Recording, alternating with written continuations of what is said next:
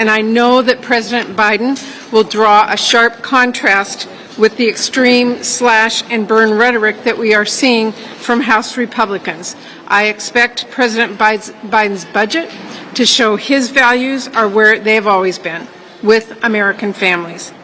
I expect him to be focused on the questions that I hear from folks back in Washington State, like how can we keep our country safe? How can we stay competitive? And how do we give every family a fair shot to succeed and every kid a brighter future?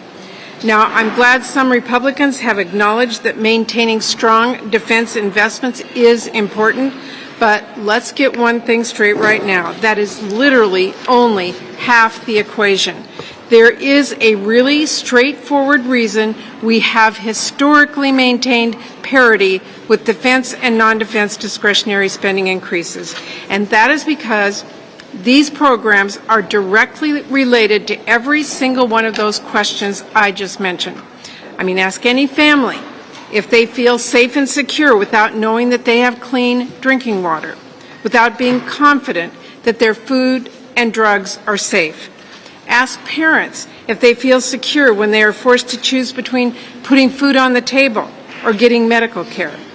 Ask people if they feel safe without firefighters or police officers in their communities or a well-staffed hospital nearby for an emergency.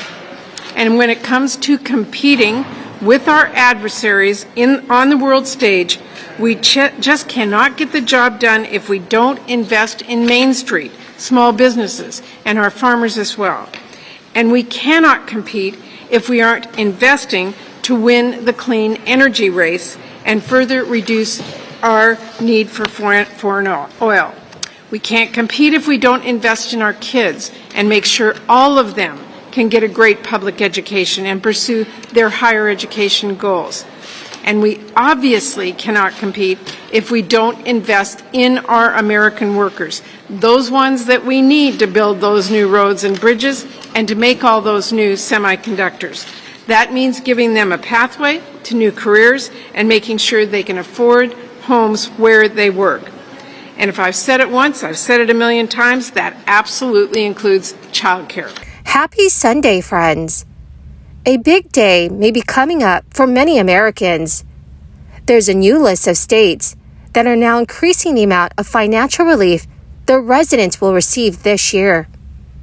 Eligible seniors will be able to receive up to $1,000. Others will be eligible to receive smaller payments of $375.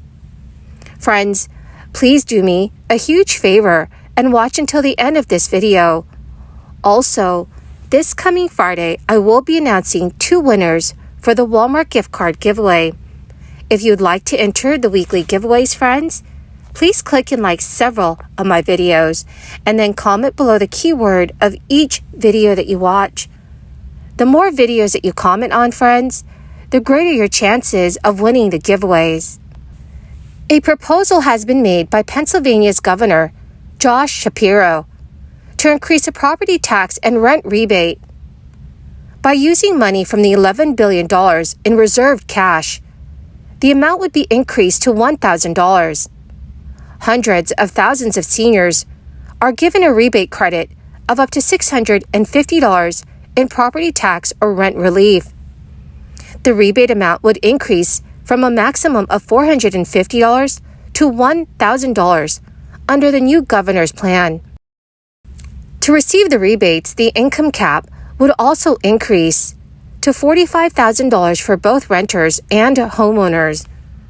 An additional 175,000 seniors would now be eligible to receive the rebate with the income expansion, and this is according to the governor. To take effect, the increase must be approved by the Pennsylvania General Assembly.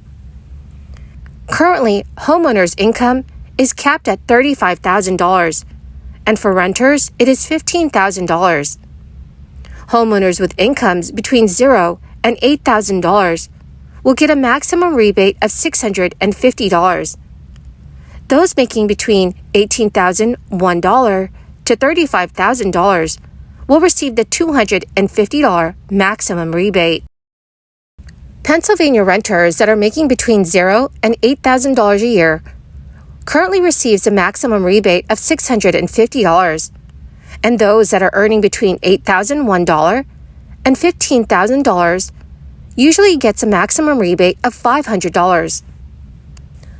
The General Assembly of Georgia also recently gave final passage to a $32.5 billion mid-year budget, with a slightly smaller property tax relief grant than Governor Brian Kemp had requested in January. The mid-year budget, which covers spending through June 30th, includes $950 million in property tax relief. That is down from $1 billion the Georgia Senate approved last month. It also provides $1.1 billion to the State Department of Transportation to offset the loss in tax revenue that the agency sustained last year. That happened when the governor temporarily suspended collection of the state sales tax on gasoline and other motor fuels. Governor Kemp's bill calls for a second year in a row of income tax refunds. It would give a refund of up to $250 to single filers, up to $375 to single adults who are head of household with dependents, and up to $500 to married couples who filed jointly. The refund would only be paid to people who filed tax returns for both the 2021 and 2022 tax years, and no one can get back more than they paid in state income taxes in 2021. Now, according to Federal Chairman Jerome Powell, the Federal Reserve could increase the size of its interest rate hikes and raise borrowing costs to higher levels than previously projected if evidence continues to point to a robust economy and persistently high inflation.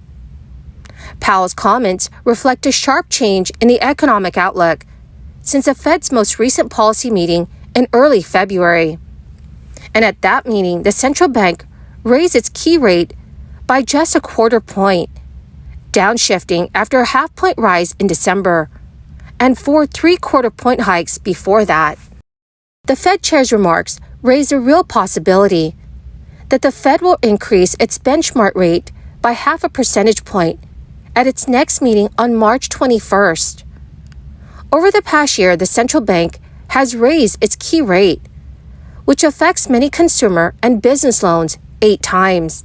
In December, the forecast is that it would reach about 5.1% later this year.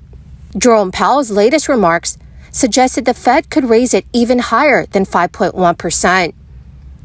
Future pricing indicates that investors now expect it to rise 0.5 point further to 5.6%. So the prospect of increasingly high borrowing costs tend to generate concern among economists and investors. Rising rates can not only cool consumer and business spending, weaken growth and slow inflation, but it can also send the economy sliding into a recession. Senator Elizabeth Warren, a Democrat of Massachusetts, noted that the Fed officials have projected that the unemployment rate will reach 4.6% by the end of this year, from its current rate of 3.4%. Historically, when the jobless rate has risen by at least 1 percentage point, a recession will then follow. So there are several things that economists and lawmakers blame for the state of our economy. Republicans mainly blame President Biden's policies for high inflation and argued that if government spending were cut, inflation would slow down. So, dear friends, what do you think our government should do to lower inflation? Please let me know what your thoughts are in the comments section below. Well, my awesome and dearest friends, that is the end of my daily stimulus update video for this Sunday. Thank you, friends, for being part of this community and for being here every single day. To say thank you, I will be announcing 2 winners on Friday for the $75 Walmart gift card giveaway. If you would like to enter the giveaway, friends, please click and like several of my videos and then comment below the keyword of each video that you watch. The more videos that you watch and then comment on, friends, the greater your chances of winning the giveaways. Thank you and have a wonderful and very blessed weekend.